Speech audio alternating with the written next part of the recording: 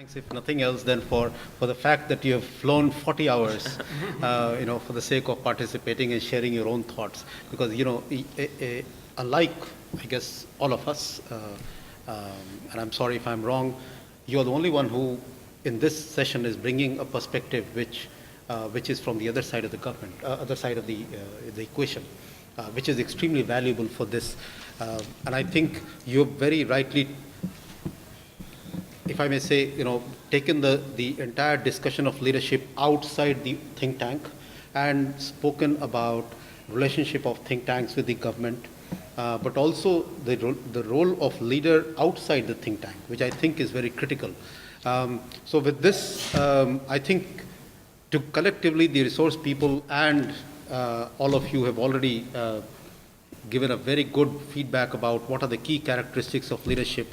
I think in the next just about an hour that we have, what we would like to do is to now open the floor in the first instance and have a discussion about, so how have you in real life gone about delivering the things that you have said and you've heard are key aspects, key dimensions of leadership.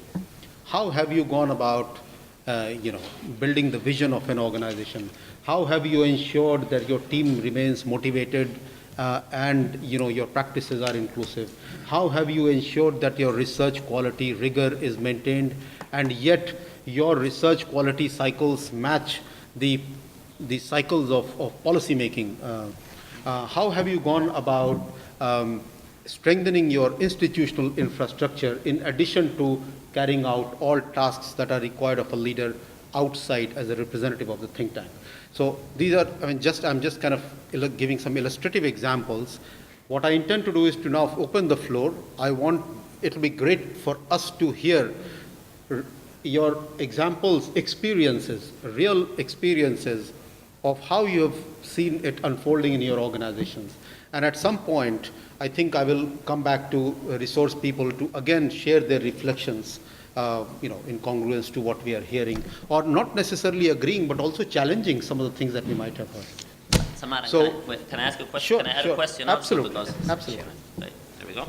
I heard many of you mention the decisiveness Right. with some adjective before or after, but so a question is, how do you balance decisiveness and authority in terms of saying, okay, this is what we need to do, with building, an internal environment that is not so leader-centric, or that is more focused on the ability of the organization to make decisions, and not only of the people in the leadership position? Right, great.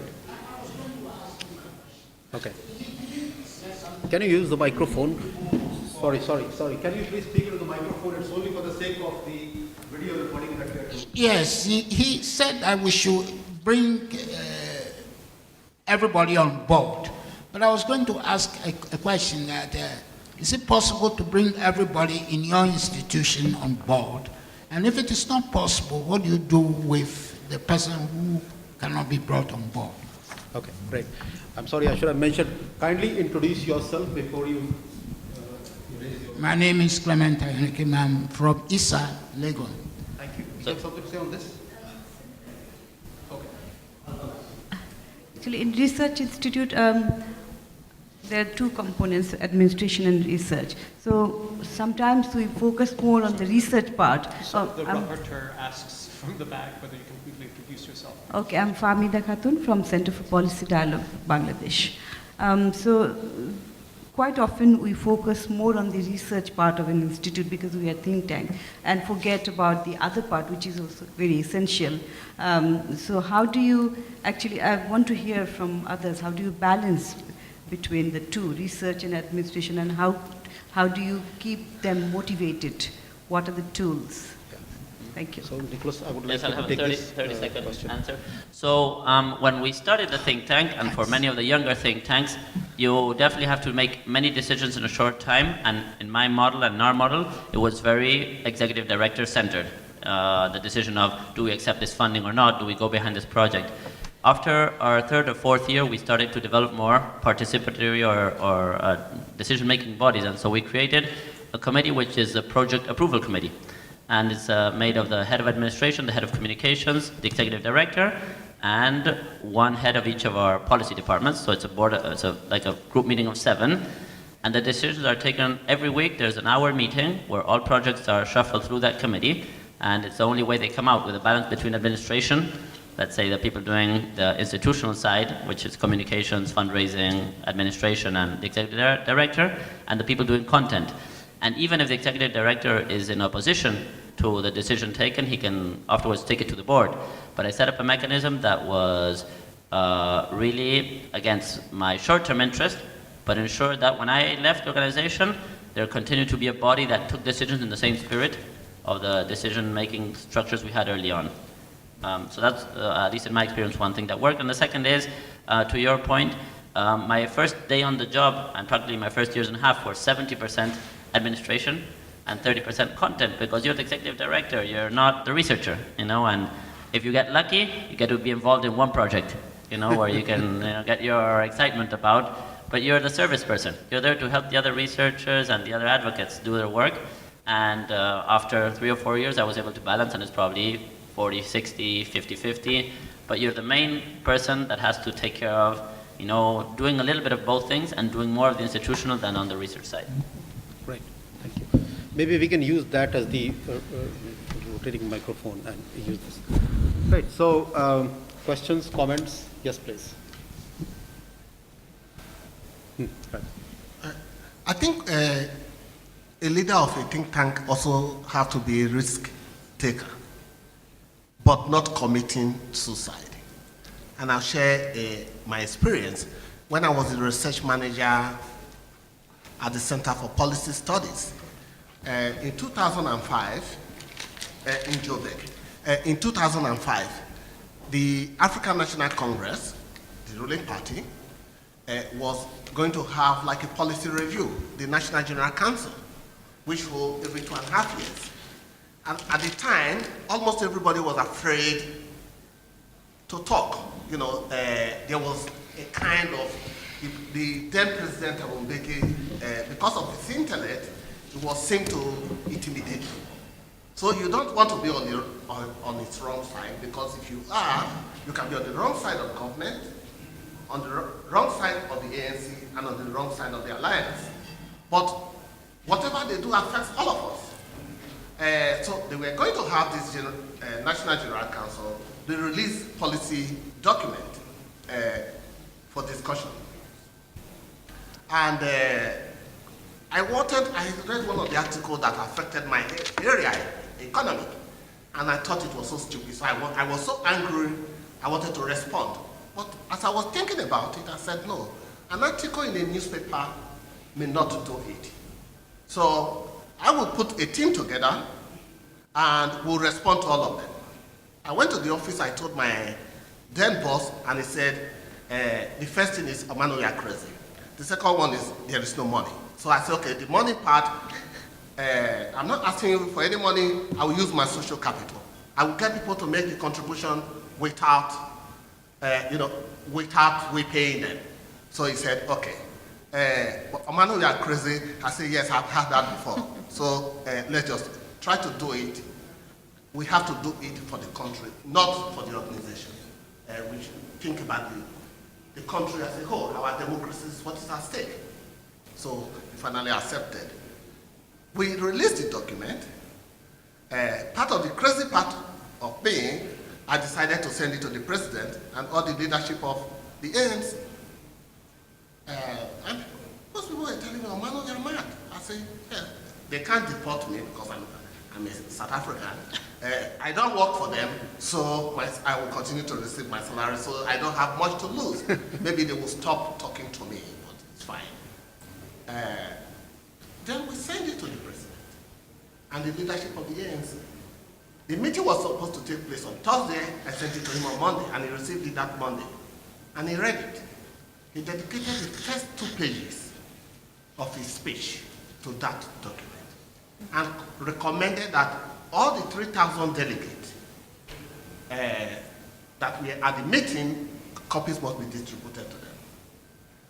Including our colleague who I already sent a copy to, although yesterday he said, think I did not send him anything. because they were afraid. Now the president had commented the document, they were now bringing out their copies. And what that did on economic policy was, today South Africa talk about a developmental state, including the commission that the minister is heading, emanated from that process. That South Africa has an industrial policy emanated from that process. What am I trying to say? Ability to take strategic risk is key. Two, money is not everything. As a leader, you must be able to have social capital. You can tap into various network and constituency to be able to implement. First of all, there's not a single decision that is taken in the institution without, in writing, briefly specifying why the decision is being taken. Which means that, you are really sharing it, not only with others who should know, but also with the future others, those who will. So that's number one. Number two, there is always all those people who are likely to be acting directors or future directors are part of the decision making now. So there is a committee which is actually elected by the faculty, which is like a council of, well, let's call them wise women and men, of senior faculty members. They are the ones who are involved in every decision making. So there's hardly a decision which is taken just by one person. Mm-hmm. So that is very useful, because if the director is absent, precisely because there's a three-member committee, because other people were present in the meeting and know why the decision was taken, or even if they were not present, they could easily read why the decision was taken. They can easily replace the director. So I think the whole objective is to make the director replaceable, rather than make him or her irreplaceable. Absolutely. And we try and function like that. However, I could go on and on about this, but there are many instances where there are conflicts, where even after due deliberation, even after you've taken the whole issue to the faculty, some consensus has not been arrived at, and yet a decision has to be taken, right? Because time is running out, or because delay will become very costly. At that time, the director better be decisive on his or our own and take the decision, because we do have a habit, at least in South Asia. I don't know about, in the non-corporate world at any rate, my experiences with academic institutions, we do have a habit of postponing everything. We generally, if whenever there is a conflict, and whenever, we are a bit troubled because the decision is not coming forth easily, we tend to say, put it we tend to shelve it some other time. And that's a terrible thing to happen, because that really proves to be extremely, extremely costly, not taking. And I think this decision must be taken at that time. And in that sense, a person should be willing to take the risk, because he may not have everybody with him. There may be some people who are dissenting, and yet, to try and include everybody at that stage, after all the due processes have gone through and the rules have been followed and procedures have been followed, everything has been done, but because people are kind of not able to come to a decision collectively, the director also is That's right. Yeah. Right. sort of consumed by this, then the institution is going to regret having that director. Yeah, well, that's wonderful. Anshu, and then Mustafiz, and then I'll just take stock before I come to There are two more hands. I've noticed, Khalidaji. Give it to Mustafiz.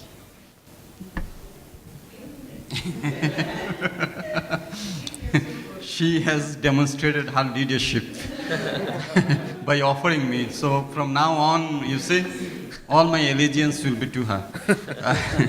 No, I think the point with regard to setting up decision-making bodies within the institutions at various levels, I think is very important. Of course, from time to time, we have to take quick decisions, but with regard to important decisions which have implications for the institution and for the researchers, I think if there are within the institution, for example, we have a management and implementation committee, which has 5 members. So this is the highest decision-making body. And then we also have every month, we have the monthly meeting of, we call it the parliament of the institution. So all are there. From the executive director to the drivers and helping hands. So I think this is very important to also give the inclusiveness. And then when that structure is there, even when the leader has to take an instantaneous decision, you have the support of your colleagues that the faith in you. But I was thinking about the importance of the leader. Of course, he is leading the institutions, but that leader in countries like ours, where we are in a constant protestations and constant contestation with the powers that be, if your researchers and colleagues don't have the faith in you that once they come up with something which the government doesn't like, you can give them the support that they need, is very important. So your standing within the civil society, not the government, but the civil society is very important. At one point of our time, when my predecessor was the executive director, we had a interaction with a government minister, and arrest warrants were issued against 5 of our trustee board members, including my executive director. So at that time, it is very important during those times that how your researchers, look at you. If they don't have the confidence, then it's gone, So at that time, because we had such broad support from the civil society, and our executive director, Devapriya, had the standing within the civil society. Everyone came up and in support of him, and they couldn't arrest and execute the arrest warrant. So I think that is also very important in order to really give your colleagues the confidence that the leadership can stand in times of trouble with the government maybe or with someone powerful. I think that is also very important. Thank you, Mr. Viz. Yes, I'm now wondering, I'm running the risk, exactly the risk that Nicolás runs in his current role of the risk of favoring his friends. And I trust you, I hope you trust me that it's only because the hands that I'm seeing are from South Asia, essentially, barring a few exceptions. So I run that risk. So Khalidaji, if it's okay, can I hold you for a minute and ask Nancy to come in just to break that and ensure that. Cultural diversity. And after that, Khalidaji. That's very bad because I came in late, so I'm not sure I know the context. But I just, listening to this, wanted to say a couple of things quickly, my views about leadership. One is I'm surprised to hear so much discussion about decision making because, at least for me personally, I can't think very often of many major decisions that I've made, perhaps except recruiting good people. Maybe the recruitment is the most important thing from the beginning. So, other than having a weekly meeting I don't feel as though I make so many decisions, let me put it that way, except perhaps the decision not to have elaborate decision-making processes. And I had something else that I wanted to say that seemed, but I've forgotten. Maybe we could give it back to where it belonged, and then if I think of it. Sure, at least I don't run the risk of passing on the mic to my colleague. Khalidaji. I'll just take probably a minute. And I say that, Samar Sahib, because probably when I came over to Social Policy Development Center, I was the first non-economist who was taken to be the managing director. And my predecessors were stalwarts, big names of Pakistan who were heading it. I'm basically a professor of international relations like yourself, a new friend. And of course, having worked on the developmental issues, that justified, and some experience in the institution building, that justified my coming over there. So that was the first huge challenge. The first full-fledged managing director, a non-PhD, a female.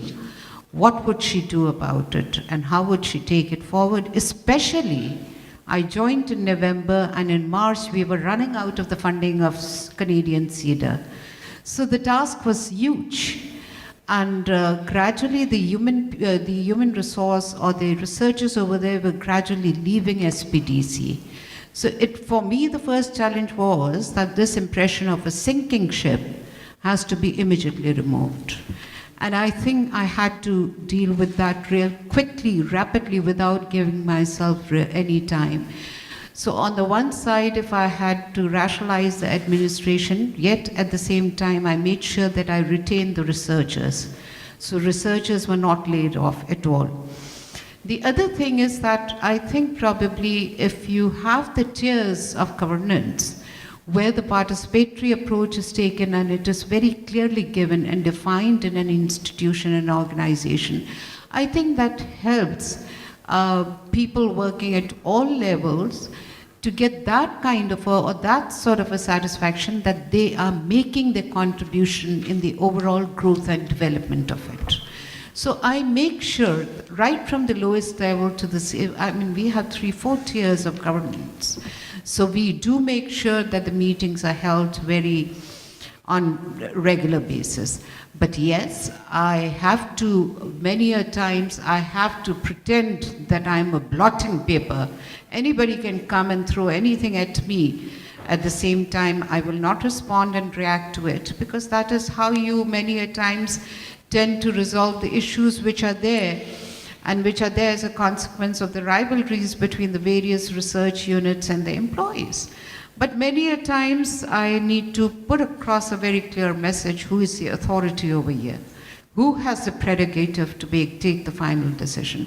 So it's a combination of all these things which actually work. We need to tighten up the things at the same time, because even at the governmental level, let me say, and I'm sure that Mr. Samar must be aware of it, that since my predecessors were big names of Pakistan, SPDC traditionally has been represented in high-profile governmental committees over there.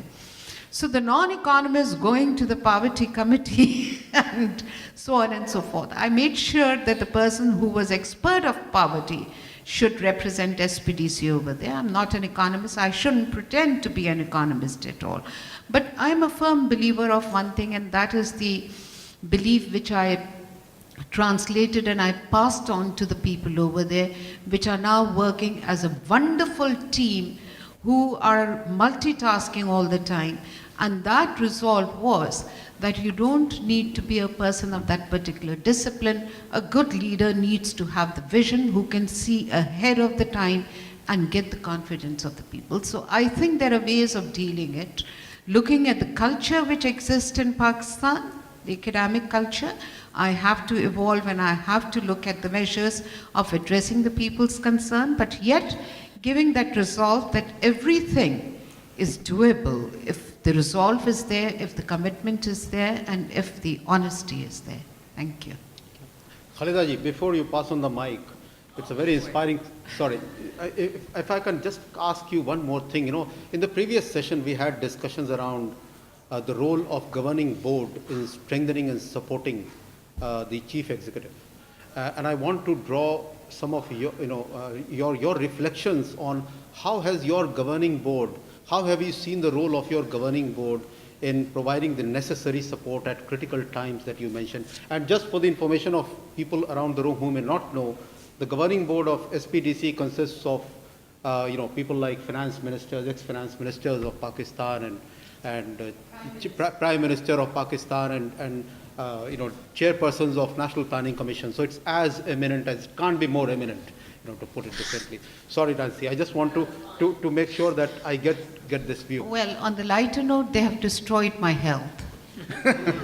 They make me work 365 days in a year. But I think, by and large, the board members have been extremely supportive and encouraging. Yes, they do not compromise on the quality of the research. That is the only condition that they have, that quality, they don't want to see the number of the researchers coming out. They want to ensure that the quality of the research is very much there. But at the same time, I think, when you have real big names as your board members, then the expectations also are that big. On the one side, they want the financial sustainability and the endowment to actually strengthen. And on the other side, they want the quality also to be ensured. So if we go too much towards the commission work, they'll start talking about it. They'll start actually questioning me. And if the endowment is not built, that also is a source of concern for them. But at the same time, if we go for more than 10 to 15 or maximum 20% of the commission work, that is not allowed by them. So the board members have been very non-intrusive in some sense. But yes, very encouraging and very supportive. But yes, at times what I feel is that since the expectations are very high, they don't even realize to what extent my people are actually multitasking. If you're working continuously 365 days in a year, and you, at the maximum that is that we get the Sundays off, not even Saturdays off. So I haven't taken any leave in 5 years. I can swear on anything. No vacation in 5 years. So that kind of when they get that, in that sense, when they get unreasonable, I think it becomes very tough. And it frustrates me at times because you can't tend to satisfy all that is there working in them, because they want the best of everything without actually working to get any funding for the institution. So you expect your board members to tap the potential donors. At least that much you expect from them, to identify which are the potential donors. They don't, because these are the big names, they have the contacts over there. So that is where, honestly, I tend to get frustrated. Otherwise, I think these are wonderful people and very non-intrusive. They give me the liberty. They have allowed me, they have questioned the diversification of the research agenda. Yes, they have questioned. They gave me a very tough time because I had to satisfy them why gender has been included as a cross-cutting issue, why climate change has been added as a cross-cutting issue. Because we all know that these people who are in the 80 plus, they have been working on poverty and developmental issues, so they would want to see SPDC working on those traditional issues alone. Thank you. Thank you. Nancy, over to you. It's very interesting for me to see how easy my life is, actually. But the other thing I was going to say about leadership of think tanks is that I think it's very helpful if you enjoy other people's ideas. That this is, for the staff, for my colleagues, something that I think as a leader I have realized has been important, that I like to read their stuff. I like to promote their stuff. So that seems to me a key issue, is that if you want to only do your own thing, then it's better to be a fellow in a think tank. But if you want to be leading the think tank or playing any kind of a leadership role at whatever level, then it's good to, in a think tank, just get a big kick out of what the others are contributing. And the way we try to make that work for everyone, because in fact, the more people who are like that, then the better for everybody, is we have every other week a research seminar, and in the intervening weeks, as I think I mentioned somewhere else, a senior staff meeting. The research seminar is more formal. There's a presentation and discussion. the senior staff lunch, which is smaller, it's just the senior staff, you know, maybe that's 20 people, including fellows and the senior communications staff and so on, the director of fundraising, you know, then it's much more kicking around ideas and arguing and debating. So I thought that might be useful. Maybe I should say quickly also about our board, that in a typical nonprofit think tank, at least in the US, the function of the board is, it's much more for us, completely support and being kind of ambassadors for us in the larger world. So we focus very heavily in the annual meetings of the board on telling them 2 or 3 things. 2 or 3 senior fellows will get up and explain what they're doing so that the board members feel they understand what we're about. And this is very useful. We had just last week a board member who, having learned about what we're doing on Syria, drafted an op-ed, and he has easy access to, you know, the press, and worked out some of the wording and ideas, and it got published. And then we have another board member who used to be the head of the UNDP, knows Kofi Annan very well. We asked him then to bring this op-ed to Kofi Annan. This is about the sanctions issue in Syria. So that's the way, and the board members like that very much. But it's a different and easier challenge, I think, than Khalida faces. Right. Thank you. Took too long. No, thank you, Nancy.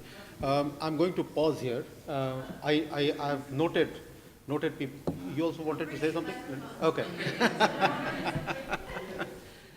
Thank you. Thank you. I've noted people who have raised their hands.